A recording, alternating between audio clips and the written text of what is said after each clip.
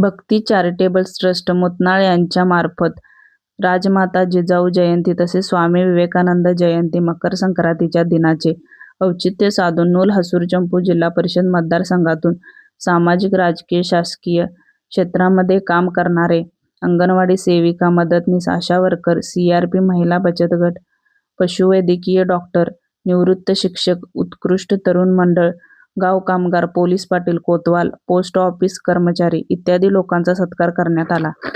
तसेच रामनाथगिरी मठाचे मठाधीश भगवानगिरी महाराज तसेच NT नवला जनता दलाचे नेते माजी नगराध्यक्ष स्वाती कोरी जनता दलाचे तालुका अध्यक्ष बालेश नाईक तसेच Shinde sir Aruna madam Netaji Yadav Kempanna Mugali Chandrashekhar Patil Martand Jarali sir व नूल हसूर चंपू जिल्हा परिषद मधील नागरिक उपस्थित होते।